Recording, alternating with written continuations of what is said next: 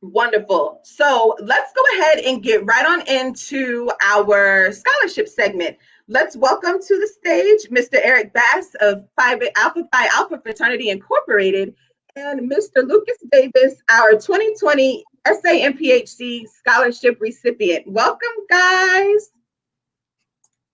Hello. Good morning. How are y'all? Doing wonderful. Thank you. I'm also Good. So let's get right into it.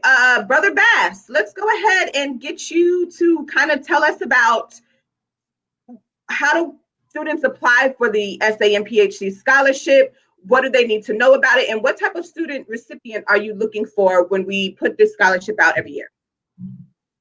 Okay, great.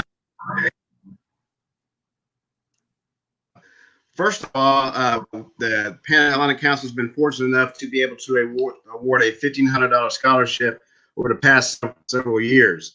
And this year, despite the challenges we faced from the pandemic, we still received a total of 17 applications from 14 different high schools throughout the San Antonio metro area. Now, just to be eligible for the scholarship, students must be a minority student, and they need to be a graduating senior from a Bexar or Guadalupe County school district, have a minimum 3.0 grade average, and have a planned enrollment and already been accepted to a college or university, and with the intent of starting in the fall semester of 2020. The application package itself needs to consist of 2 letters of reference from either an administrator, a counselor, a coach, a teacher, or a department head in your high school, a letter of reference from a community member at large, an official school transcript that shows the grades, class rank of the student.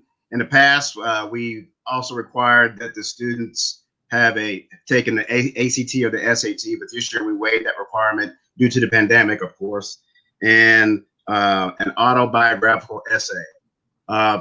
Basically, students just need to apply. We actually sent out the call for applications. We usually send that out around mid-March, and we give the students a month or so to complete it back and have it back to us due mid-April. You can find the application package on our website. We've also disseminated the application package to various counselors throughout the San Antonio metro area, and also through all of our D9 organizations. What we're looking for, as far as like to choose our winner each year, we're looking at the whole student concept. So the categories that we use to evaluate the students in the application packages, we look at academics to include grade point average, class standing, levels of courses that the students have taken over their high school career, and different performance trends. The next categories are essay, of course. So we're looking at grammar, spelling, how the students convey their message, etc. Honors and achievements that they receive throughout their high school career. School involvement, so sports, school government, National Honor Society, Junior ROTC. Basically, what has the student done throughout their high school career in addition to just going to class? The whole student concept. Community service, so what have they done not only in their school, but what have they done in their surrounding communities to kind of help out and serve their community?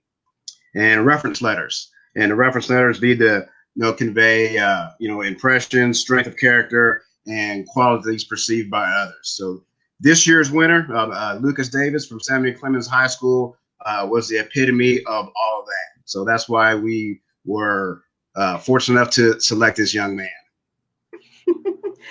Awesome. Thank you, Brother Bass, for all that very, very good information. I had some follow-up questions, but no need because you covered it all. And the main points that we want to make sure is understood, it is for a local student. So for all of our viewers outside of San Antonio, Bexar County, and Guadalupe County, Texas, unfortunately, your student cannot apply for it. But the application does come out normally around the March month, and we look forward to our next batch of applicants. So, Mr. Davis, again, congratulations on being our 2020 scholarship recipient for the SANPHC scholarship. And I did want to mention, of course, you are a 2020 graduate from Clemens High School here in our local area, and you finished number 60 Out of 590 seniors, you had a 99.65 GPA. You were part of National Honor Society, HOSA, the varsity tennis team, Junior National Society of Black Engineers, the Clements Technology Student Association Vice President, and you received several STEM endorsements. So, wow. So can you tell us what it was like to apply for the SANPHC scholarship, especially as such a busy student? Well, when being a busy student, my schedule was very filled and very like rigorous. There's a whole bunch of activities going on every single day. But I always found time throughout the day to set time aside just to apply for these scholarships to help my parents, because I wanted to help my parents pay for my college. So even with all that busy stuff, I always found time just to work on like the scholarships, to try and get my application out there, to try and get more and more scholarships, so that way my parents could have to pay less for college. Wow, and I know your parents are very proud. We did get to celebrate you on June 23rd, and we actually had a few of your supporters, your family support on that Zoom call when we celebrated you, and we definitely know that they are proud of you, as is our council. So job well done. And if we can't tell, we've got this Howard gear on. You were accepted and did accept the invitation to attend Howard University in Washington, D.C. So again, we're in the middle of a global pandemic. School is looking different at all grade and academic levels. So can you tell us what your first semester of college has been like thus far?